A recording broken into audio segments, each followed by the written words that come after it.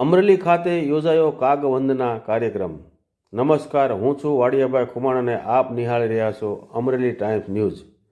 વાત વિગતે કરીએ તો લોક સાહિત્યના ભીષ્મ પિતા અને પદ્મશ્રી ભક્ત કવિ શ્રી દુલાભાઈ કાગની 122મી જન્મજયંતિ નિમિત્તે અમરેલીમાં એક ભવ્ય કાગવંદના કાર્યક્રમનું આયોજન અમરેલી જિલ્લા લોક સાહિત્ય સેતુ દ્વારા સરસ્વતી વિદ્યા મંદિર જયસિંહપરા ખાતે કરવામાં આવ્યું હતું।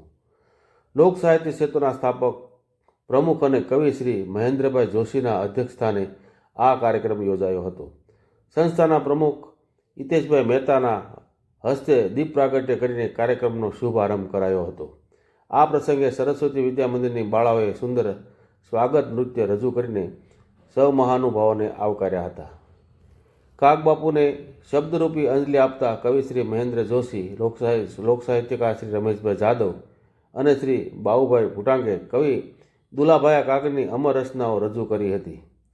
અહેવાલ વાડિયાભાઈ ખુમાણ, અમરેલી ટાઈમ્સ ન્યૂઝ, અમરેલી।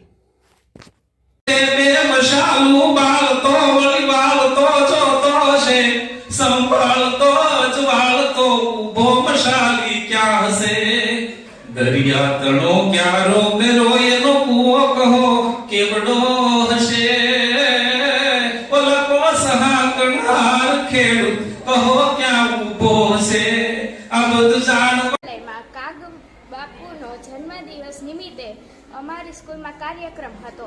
તેમાં દુઆ સાંભળીને અમને લોકોને બહુ જ મજા આવી। નમસ્કાર, આજનો કાર્યક્રમ કાગવંદના અને જયસિંહપરાના સરસ્વતી સ્કૂલમાં સરસ રીતે લોક સાહિત્ય સેતુના પ્રમુખ શ્રી હિતેશભાઈ મહેતા દ્વારા આયોજન કરવામાં આવ્યું, જેમાં અમને બોલાવ્યા।